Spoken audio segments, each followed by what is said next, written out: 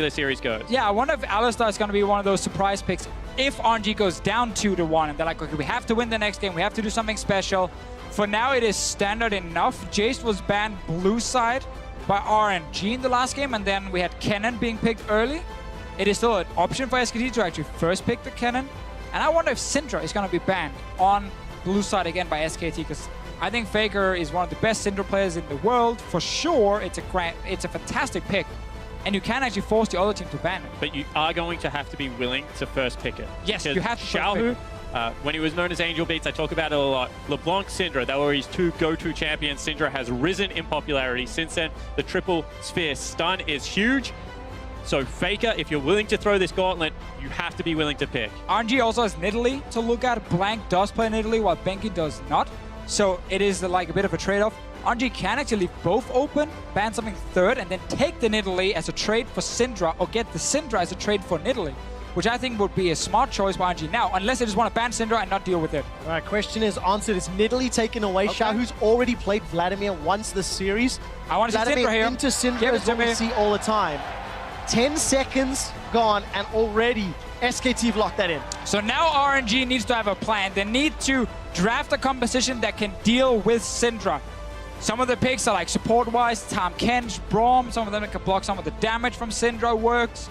Mid lane, Vladimir is being used a lot because you can't one-shot him in the late game, and he kind of outscales Syndra in these big team fights. They have to draft some picks that can deal with Syndra. Otherwise, they're going to get smacked. But they know this is coming. I mean, you do not leave open the best mid laner for the best player in the world without a game plan. So what do we see now? Do we see something like an Alistar come out with CC built into that mid lane, or do we just see once again neutralizing factors? This is a very big gamble, but we expected them to take one. But was Elise really that scary that you had to ban Elise instead of Syndra? When we have a pick that's actually being picked more than Elise now in Olaf been taken. It's not even like they stole away that one. They actually went for Lee Sin. So they gave SKT what they were looking for. We get their... Or well, I guess we get Duke trying to get a safe pick with the Nard top lane. But the Arcanus... I know it looks great on paper with the Aurelion Soul, but it loses lane to Syndra. Vladimir is the one we normally see as the counter pick to Syndra. The last time somebody tried to pick a champion that loses lane to Faker was Jensen. That did not end well for him. We're expecting the Vladimir. It's something we've seen a lot this tournament. I want to know what else RNG locks in. They can counter-pick Duke's top lane Gnar for Lupa later in the draft, and it feels like that's what they're going to do. Right now, Mata prioritizing the Karma. No Tahm Kench, no Alistar, no super surprise to try and deal with Syndra. It's a problem because if they pick one of the melee supports, they lose the bot lane. And then you lose bot lane and mid lane early game, and then you basically forfeit the entire game. So they have to draft for laning phase. But we got some squishy picks already down that bottom lane, and Syndra would love to go down there and destroy one of them. We also have a heck of a lot of damage, is the only juxtaposition. So if Faker gets kicked into the team, something along those lines, there's not really all that much that I'm looking at right now that saves Faker himself. And Syndra is very squishy, whilst being very high burst and good control mage. But SKT really said like, they set themselves in a good spot here, getting either first pick Nidalee or first pick Syndra, and also they ban away Jace and Gnar from Looper and then go, sorry, Jace and Kennen from Looper and go with the Gnar. Normally you see Kennen into Gnar as a really good matchup for Kennen. A lot of these carry picks are now being banned away. If he does go Rumble, yes, Rumble can do more than fine versus Gnar, but Gnar gets like a Hex String and just try and farm it out and do nothing else for the first 20 minutes. Let's find out if Lupa locks it in. Will be locked in. So for the third time this tournament, Lupa plays Rumble. 1 win, 1 loss under his belt. SK Telecom have got a very quick 1-2 punch type of team composition. Early in mid-game, Syndra and Gnar and Olaf going to do so well. Mid-game, Ezreal takes off. RNG, no room for error. I like nothing about RNG's comp. Heading into Worlds, SKT has probably got the best composition, bar Olaf, which has risen in popularity as World has continued. But every other position, that is A or S tier at the moment. Yeah, it is really, really scary to see Faker get Syndra and and then blank on Olaf. So you have two of the strongest early game picks. In a 2v2 versus Vladimir Lee Sin, it goes so heavy in SKT's favor that RNG won't even think about taking that fight in the first place. Lee Sin also without... Correct you really quick. Shouldn't, yeah. They might take it anyway, but also like Lee Sin is so good if you have a pushing mid laner yourself. They don't. Vladimir's gonna get pushed to his tower. So a lot of these picks are super, super risky from RNG, and they risk getting completely snowballed on. But RNG have a pushing top laner. MLXG maybe shows his face to help out Lupa. Lee Sin plus Rumble is a scary combination. Royal never give up. Lost game 2 in the series in pretty convincing fashion from very, very poor, unforgivable early game decision making. They can't afford to do it again. And honestly, when you have a look at a composition like this that is 0 tanks, this is an execution-based team comp. And RNG has shown that they can either do that or they can fall flat on their face. Let's find out. Chicago, this is for a spot in New York City. Put your hands together for game 3 of SK Telecom versus Royal Never Give Up. And we were very critical of this comp from RNG in the pick and ban phase. Let's see what they can actually do with it. Bot lane, you have the Jhin Zyra combination that has been great so far. We know once Ezreal gets past level 4, level 5, then the Jhin and Zyra start taking over. Oh, Blank actually ghosted to get... He wanted to get down this bush before the Zyra, but Zyra was already there and actually spotted him. In saying that, Ghost is such a short summon as well. Yeah, it's fine. But I like it. That's cool. I think that this is the first time that we've seen SKT actually come out with a surprising level 1. Just to get a ward in here to spot a potential camp. We need to see RNG win top lane and win bot lane to get past this early game here. They're not going to win the early jungle matchup. They're definitely not going to win the early game if we look at just the mid lane.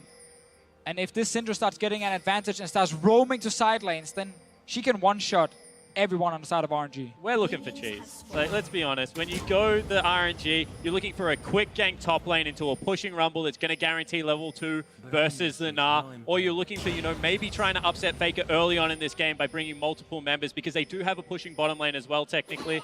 I mean, you're looking for something special because they have deliberately put themselves in this situation. Right, I think RNG actually just went back to game 1 and said we can surrender mid lane pressure, and if we can win the side lanes, that's how we're gonna win the game. And that's why they traded Syndra for something like Jhin, to then pair the Jhin with the Zyra. The thing about Karma Ezreal is, again, Karma Ezreal can get the push the first few levels, as we talked about when Ezreal is very strong, stopping Zyra from early roaming and trying to make a play in the mid lane. But RNG needs to be able to win these 2 side lanes, otherwise it's going to be a big problem for them. RNG were able to do that in game number 1, almost without jungle interference early on, thanks to Lupa. This time he's got to do it on Rumble into Gnar. Bang and Wolf pushing forward as the Keystone Masteries flash up on your screen. No real surprises there. Uzi and Mata being pushed back, and we're seeing this matchup now for the 3rd time. They just keep trading back and forth in terms of who's playing the champion. It's the same every time. Karma, Ezreal pushes up first, gets a lot of poke damage down. Jhin, Zyra gets level 4, level 5, gets the first back where you pick up a serrated Dirk or multiple long swords against the tier, and then Jhin and Zyra start taking over the lane. While talking about Zyra taking over the lane, Zofiscio is a former Zyra player. Many years ago. Did I see your wind speakers there on Mata Zyra? What do you make of that? We know we build some AP. Still, not a big fan of that at all. Tell me why. Oh, just give me like a Thunderlord, give me more DPS in these all lanes. Worked for Wolf in the previous game. He actually got a kill on Uzi, if I recall correctly. With the Thunderlords? Yep, with the Thunderlords. The Thunderplot. I actually wonder if Mata just misclicked. Well, we'll have to find out later. For now, Mata and Uzi being pushed back. Level 2s on both duos. I'm going to go back and see what he had in the first game. I'm actually watching the junglers right now because you saw actually a red to blue start for the Lee Sin. This is the 2nd time we've actually seen MLXG value the experience of blue and not give it over to the Vladimir, who really doesn't need it. And both junglers has ended up on the top side of the map going for very quick clears. And that means that Lee Sin will hit level 6 early on in this game. Yeah, seems to be the case. Lupa is about to spot out Blank.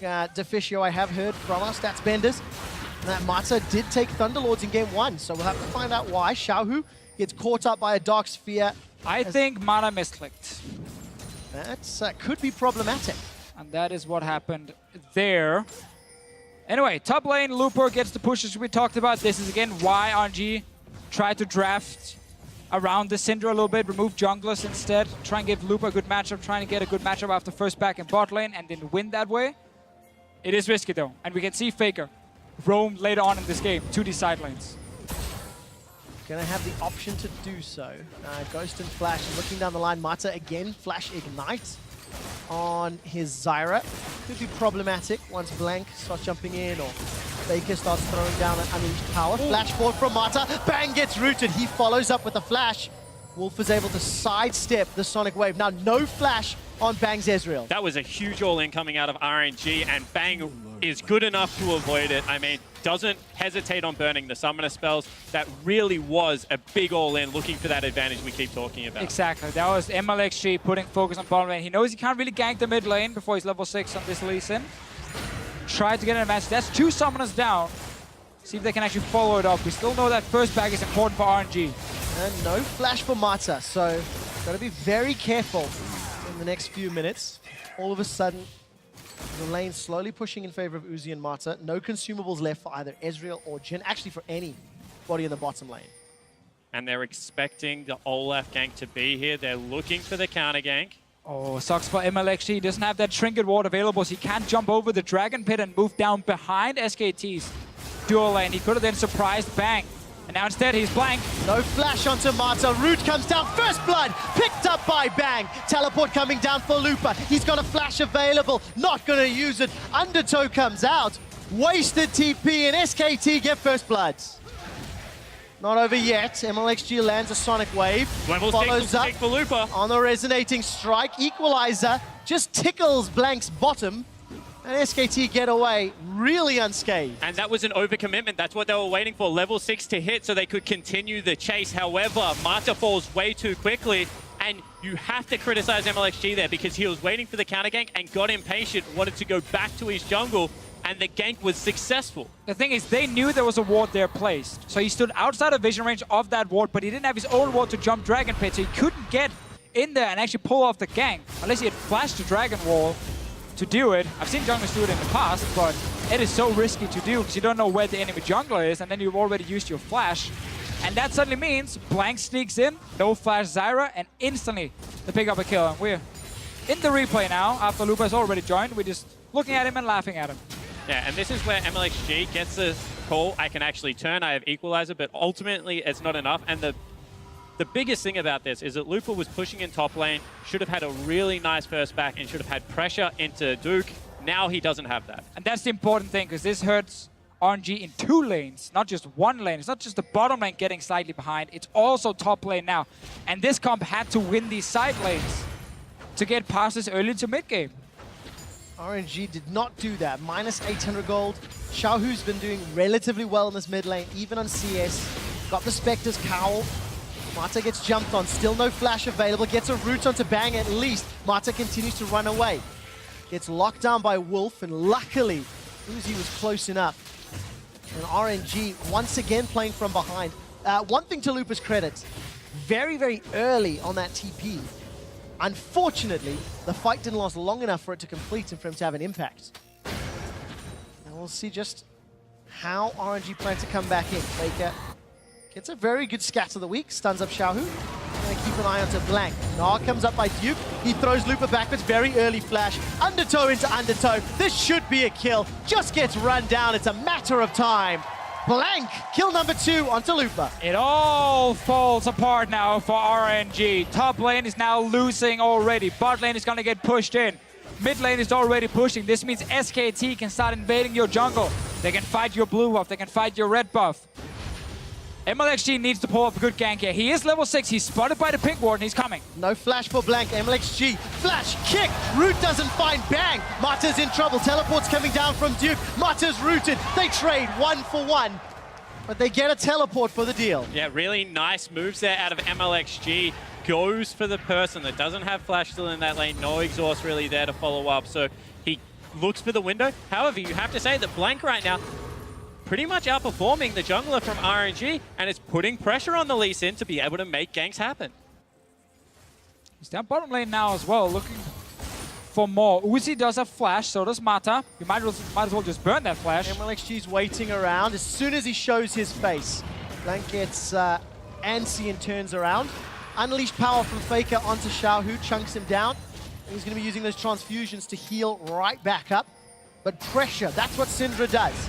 All right, curtain call. First shot goes wide. Uzi fires the second, the third, the fourth, but it's MLXG that goes down. Now it's falling apart. RNG is just forcing time and time again where they do not have to. You can see that they're getting very antsy with the plays. And SKT, they are just so good at punishing these mistakes. You cannot afford to make them in the early game. Now you get the invade on blue buff easier than SKT expected because obviously MLXG is dead. Blank was just sitting near that pink ward down the tri-bush. MLXG went aggressive after Blank had already been bot lane. He was actually just bot lane, walked out of the bottom lane. If you look at his replay, he walks out, he's at that pink ward, and then he's like, oh, okay, MLXG is now going aggressive. Fine, I'll rejoin. And you can see, this is actually really clutch out of Wolf. He empowers the W, baits you in. You think that he has less health. He still has exhaust available. I mean, everything there is just set up so crisply. However, the play shouldn't exist from RNG. That's an outright force, and they shouldn't have to make those plays. And gentlemen, going to go back to pick some mans where we said RNG shouldn't play hyper-aggressive, shouldn't look for some fights. And that's exactly what they did. Two-shot barrage to clear the wave. Equalizer was used up top as Lupa returns to lane. I mean, that's the thing. I don't mind them playing aggressive once they had a good first back to the bot lane, picked up some items against the tier, then start playing aggressive around bottom side. But they already gave up kills before that, making it even harder. They are doing the correct thing technically in focusing bottom lane because they needed that lane to win, to take that early bot lane tower and actually start snowballing the game. Because now we're getting into this mid-game point, the Syndra is going to look for some of these squishies and just one-shot them every single time. And late game, you have tanks on SKT and you have no tanks on RNG. I'll give some credit to RNG. They steal away that Cloud Drake uncontested. Duke is about to gnaw out, throws Looper against the wall, stuns him with the wallop, crunches down, looks for more, one last auto. Duke solos Looper and says, game one, sends my regards. Beautiful play out of Duke. Hides in the second brush, has the first brush warded, knows that Looper wants to go aggressive. Once he's in overheat range, he just punishes. And this is what Duke should be able to do. He is a great 1v1 top laner. Dum dum dum dum dum dum blank! Ah, blank into the axe into the wall. He pulled the undertow short. MLXG gets away with it, but this will cost Tower first blood in favor of Faker and Blank. Yeah, exactly. Vladimir can keep even in farm, but he can't stop the Syndra from pushing. We get to see top lane 1v1 again. And look, he's just waiting for the window where he can go in because he knows the next couple of scrap shields are going to force the overheat. Looper, with no flash, with no ultimate available, has absolutely nowhere to go and gets crushed. Crunched, I think it is. Quite literally. Yeah, he actually got crunched. You're 100% correct. And sadly for Looper, this is what happens when you TP out of your lane very early and you start falling behind and get ganked right after and no flash. Unleashed power, not going to get used by Faker. Frozen Mallet was picked up by Duke. Really going to commit to that side lane 1v1 style of Gnaw. And when you've got this sort of advantage over Rumble, you can just bully him in mini Gnaw all day long. Yeah, Rumble is not like a 1v1 champion. He wants to team fight. Gnaw can go Frozen Mallet into Hexdrinker and just split push all day long and be much stronger later on in the game in the side lane. Rumble really needs to get into this team fight. So does Vladimir, so does the Zyra for RNG to win. Setting up a small trap. Duke has no flash. MLXG does have flash. Xiaohu's even coming up for this one. Duke knows something's up. There's been a number of pings. Yeah, mid lane is missing. Top and middle. Wasted time. MLXG and Looper, they back away. Can't even find the opportunity. Duke does not overextend. And they don't want to overextend for the play because Duke's Narvar is building up nicely. Faker had disappeared into bottom fog of war, and you could see that Uzi and Mata weren't willing to give up the turret, so they have to call that play away. Otherwise, there's a 4v2 on the bottom side of the map waiting to happen. And now you're playing against a perma blue buff Syndra who can take 2 buffs on the map because you own both jungles, basically. RNG can't really do anything to stop you. And it's just a matter of time before this bot lane tower either dies or SKT just goes for the straight up dive with Faker coming down, with Blank coming down, and just 4v2 against RNG. You can also do it on top side. They can dive the Rumble as well if they want to and take that tower. Right now you can go to every lane if you're SKT and you can win.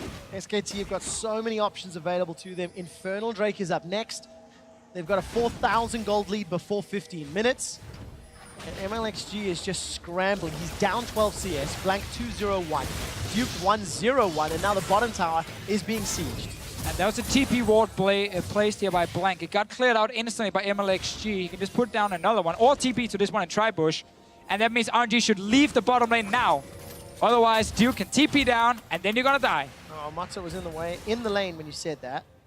Lupu's got a teleport available as well. It looks like Mata and Uzi have made it out, but it will concede the tower. But the fact that they don't even have to burn anything for it, they can just posture for the play, use none of the spells that are required because they have priority in the top lane, priority in mid lane. Nothing is being pushed in RNG's favor right now. SKT pretty much bluffs them off the turret, don't have to burn anything, and still pick up the objective. It's the beautiful thing when a team just plays by the book. What's the optimal play right now? Set up a potential dive bot. Okay, let's do that. Enemy team has to now just walk away. Faker sadly is not in a position to fight for this blue buff, so he has to give it over. But who's gonna get it? Lee Sin or Vladimir? Meh, no one cares. Duke's looking to solo Lupa under the tower, but his Mega Gnar runs out. It's good damage onto Lupa. And this is where now 15 minutes in, down 6,000 gold. Now you punish RNG. Now you talk about this picks and bans, this draft that they opted into. They didn't play it properly, and they've been punished severely. And this is what getting access to mid lane looks like in a very high-level game of League of Legends, because it means that Faker is always chipping out Xiaohu, and it gives you access to both of the jungles, so you can spot ganks when they're coming topside, and it also gives you more room to make your bottom side plays. You can always move first to them, and honestly, right now, RNG is just hemorrhaging. Yeah, I mean, RNG very clearly gambled in the Pigman phase. That's why we said we also didn't like it, because it's so risky. But it was a full gamble on winning the two side lanes, letting Faker, yes, let him win mid, but just try and keep him there, and then see if we can snowball, especially the bottom lane, get that bot lane tower, and then move Uzi and Mata around the map and be this strong force we can play around. Problem is, you didn't get that kill on the first gang, and then you overcommitted after and gave up 2 or 3 kills in the bottom lane.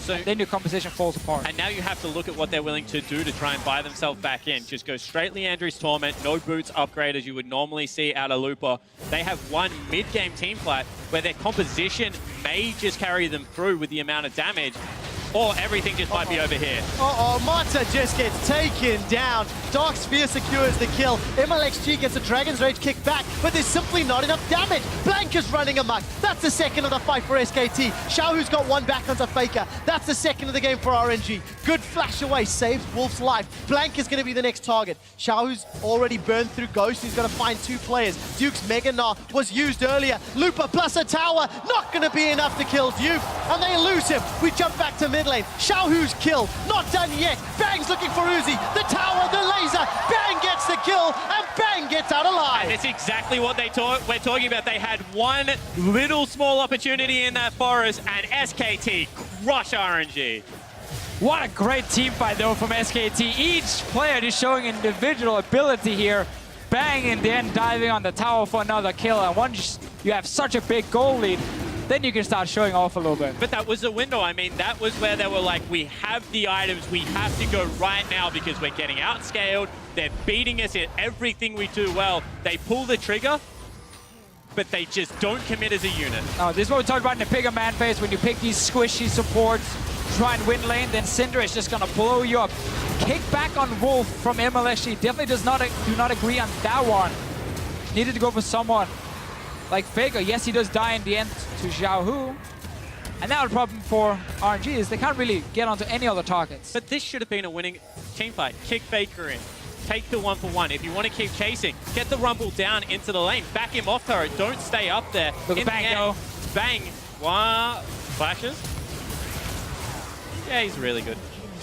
But this should have been so much better out of RNG, and SKT find them wanting right now. I want to see that spawn picture on Twitter now when you're like, oh, Bang's Israel. Very good. Thumbs up. Where was he on the top 20 list? I think he was number 5 or 6. Number 6. Number 6. I believe. Yeah, showing his worth. Wolf is going to get jumped on here. Kick back by MLXG. There's going to be a lot of damage to follow up. We just need 13 more of those the LPL region right now. One thing I've noticed today, Let's see it after here. This is probably not gonna... Oh, actually... Xiaohu's looking for more. Sanguine Pool under the tower. RNG are going very aggressive for this. Xiaohu's taking a lot of damage. Equalizer thrown down into the mid lane. Blank and Faker make it out alive. RNG have got a minion wave to work with, but look top. Duke is sieging, pushing down the tower. Bang has now joined the rest of SKT in the mid lane. There's not enough damage. Uzi's looking to zone away Bang. A lot of damage. Faker kills MLXG. That's the early game damage of Syndra. Looper's running for his life, overheating. Scrap Heap Shield's gonna come back up, get a little bit of movement speed. Turn back around for a second or two. I'm not sure you want this fight, fam. Looper's gonna be in trouble. Manages to escape. In comes Zyra. Root onto Blank. The fight's not over. Overheating for Looper. That's the shutdown goal. Small advantage, but he gets dropped by the True Shot Barrage. Faker gets another. Secured with Scatter the Weak, and SKT get a tower. RNG, they try it again. They know you just have to go all in for some fights here in the mid game to try and win. They don't have to wave clear to just stall the game another 20 minutes. Sadly for them, it backfired once more. However, this is an RNG playing towards their tendencies. They don't lose gracefully. I mean, they're just throwing the kitchen sink time and time again. They're looking for that little lapse in concentration that can sometimes happen, but never against a team that is as good as SKT, and trying to punish a mistake that just isn't there. And in fact, it's making them make the errors over and over again. But if you're RNG at this point, you don't actually care about losing more fights, because you know the game is already way out of hand for you. So they're trying to push up mid. Would actually have loved to see Lupo use ulti towards Faker, but instead MLSG gets stunned, one-shotted, and now the chase is on. That's rough, and you can see time and time again, they're like, we have to turn this. It's still only a 3v4. Uzi's like, I want nothing to do with it whatsoever. Skartler is not even helping. He's running away from the fight, watching all these people die. Mata's like, I've got them this time. They do pick up one, but it costs them two. Shut down. Classic SKT move. Let the jungler die. Let the rest clean up instead. They pick up some more kills. Wolf is even joining in the end. But if you think this is over, like, think again. They're just going to continually group us. It's all they can do. Just keep trying to fight. Well, as we come out of that replay, gentlemen, that was the second time that Royal Never Give Up have given up and make a huge gold lead at 20 minutes. I'll get to that in a second because here's the fight. Mata gets stunned out. He's going to get dropped. Unleash power from Faker. Equalizer on the mid lane. Gets dropped by Lupa. He's overheating. They get a kill into Faker but lose the entire team. 4 for 1. Only Uzi stays alive, fighting from the jungle. I talked about it in Champion Select. Syndra very immobile, easy to blow up in team fights. The problem is she killed about 3 people before she went down this time around, and that just means that now with a 13,000 gold lead, SKT take everything. Definitely take the Baron. Take the kills. Take the gold, take the towers. Take the wife, they take all of it, man. Absolutely everything. SK Telecom are just moments away from closing out Game 3 of the series. Here's a replay of that fight. Yeah, of that fight here. SKT diving on. Let's see actually what happens. So Mata gets stunned, goes down, but does get off a good ulti. Knocks up Faker without any flash for just a few more seconds. Equalizer hits, but you got Locket already. You're really far behind in levels, so the shielding really matters now, and you just don't have the damage to take down Faker fast enough. So I was saying it just before that fight broke out. Last week, Royal Never Give Up got smashed by Samsung Galaxy. They conceded the largest gold lead of Worlds. This game was 300 gold short of that record. They got smashed again, and that's just to go to what Spawn was saying. RNG either steamroll ahead and win, or steamroll down a hill and lose. Either way, they're steamrolling. Yeah, 100%, and this is the dynamic style of League of Legends that has made them so successful, yet polarizing, even within the LPL region. And this style of League of Legends that SKT plays, that is near flawless, you have to play multiple stages of the game against them and have a game plan every single time, is why RNG are going to struggle to match. Well, Xiaohu's going to get rooted down in place. Very good deadly flourish. Flame Spitter comes out, Electro Harpoons. 5-man stack, and it's Uzi that gets the kill credit. I've noticed in this series here, whenever we really praise one team, they make a mistake right after. Second time we praise SKT and Wolf dies instantly. So you're saying it's our fault? I think we're constantly cursing the players and jinxing what's happening. That's the thing. The caster curse is very, very real. It is legit. Well, flash away from Lupa. He's been run down, this time by Bang. Lupa has been soloed by multiple members of SK Telecom this game. True Shot Barrage doesn't find a target. Bang's going to be sad about that one, but Duke now going toe-to-toe with Xiaohu. Black Cleaver and Frozen Mallet, not the tankiest. He didn't even care about Hexstring. He was like, nah, I don't need any sort of magic resist right now, or a little magic shield. Did go for magic resist later, once he had his Frozen Mallet, and some more damage with the Black Cleaver, so his build is perfectly fine, especially when you're this far ahead. Let's remember that Looper TP down to that bottom lane and kind of handed over the lane to Duke, and then got ganked after to make it even worse for Looper, and it's been a tough game for all of RNG. Whoa! That's a good kick onto Bang! They're gonna find him! Shut down! But it's at the cost of MLXG's life. Xiaohu's using the Sanguine Pull. Hemo Plague! Not gonna kill Faker! It does! Blows up on the back end. The damage pops him down. Lupus throws down the Flame Spitter. Fighting in the base though. Some minions pushing onto the Nexus turret. Duke's doing the best that he can. Looper forced to back away with the rest of Royal Never Give Up. 2 for 2, but the base is now in shambles. Royal just keep coming at him time and time again. They really want these team fights. However, Duke just stays at home, does the right thing. SKT playing slow, methodical League of Legends. Well, RNG did defend the Nexus turret. It's gonna get some HP back as well. And they got a few more kills in a fight. It is small victories for RNG. They might need 20 more of those. And let's talk about those victories, because the longer this game goes, the more you get to reset your mentality. You get to think about what you want to do next game. This is actually just individually stunning. Able to get in there, ward hop, flash kick. That's really nicely played. And that was kick flash, right? Yeah. Yeah, prime the kick, then flashed after. The follow-up damage comes in. I mean, this is what I like about Vladimir against Syndra, is you can just dive her later on in the game, and then you pull so you don't get one shot, and you can take her down with you, at least. Problem is the rest of your team is really far behind as well. Like Xiaohu stayed even in farm for most of the early game, and then started falling behind later, lost his mid tower as we expected. He's going for a kill on Bang. He is indeed. Curtain Call not available. Xiaohu gonna back away. No True Shot Barrage for Bang. But I do honestly believe the longer this game goes, the easier it is to reset your mind as the RNG squad. You've been absolutely smashed in the early game. You made a bad teleport play. Now they're talking about, you know, was it the draft? Can we gamble on it one more time? Was it the play that was specifically bad? Do we think that this team fighting, now that it's kind of into a late-ish game situation, is this good enough if we're on equal footing? There's all these scenarios that they can now run through as a team, as opposed to just being crushed in 23 minutes, as happened against Samsung Galaxy. And that's very important because RNG gets side selection in the next game. There's no more room for error. You anticipate SKT to close this game out, and then RNG cannot afford another early game mishap. That's 2 games in a row now, and they've given the advantage. MLXG looking for Wolf. Wolf, though, slashes away. Not going to fall prey to the same movement. Looper's in trouble. Duke's got a GA, a Cleaver, a Mallet. He's looking for more, taking on 3. That GA will pop shortly. Flashes away. Ignites, burning him down. Guardian Angel pops. The rest of SKT time. They're down in the bottom lane. Xiaohu's left alone. He hops over the minions. Sidesteps a deadly flourish. MLXG's looking for the kill. Sonic Wave connects. Resonating strike. Duke might just survive. Mega Guard coming up. The boomerang. The excitement. Takes down MLXG. The rest of SKT, they break open the base. Inhibitor in the bottom lane is now down, and RNG are scrambling. I take it all back. That is a tilter right there, Deficio. Duke getting his revenge. MLXG didn't want to talk next game. He wanted to go for the kill. Sadly for him, he's now 0-6 on this Lee Sin. And the annoying Gnar refused to die in the top lane. He's coming back for more. He's teleporting in. Teleporting to the top lane, will go toe-to-toe with Uzi in a moment. Inhibitor in the middle lane is down. 18,000 gold difference.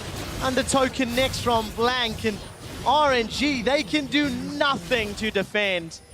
They have 2 Nexus turrets remaining, and Duke, he's gone full Goku. It took a couple episodes to charge up and find Super Saiyan, but now that he is destroying RNG. Definitely true in this game. He had to get quite a lot of punches in his face first. Dives in, takes the fight in the base, wants the entire team to chase him as well. But see, this is where people think RNG is losing. No. This is the strategy. You're now farming 3 lanes with super minions, and you have a Vladimir. As long as SKT doesn't do anything for about 15 minutes, Vladimir's gonna be on 6 items. I'm sensing a hint of sarcasm there. I mean, some teams have tried it before. Oh, we don't want to see the ending. Oh, we didn't get Spoiler, face. Duke killed him. Somebody needs to put, is it Benny Hill, that music? Yeah. There to the background.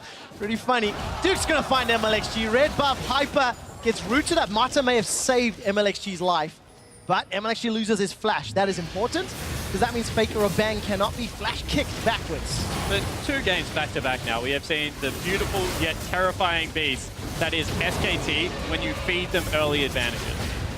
They just keep coming. They are an absolute juggernaut.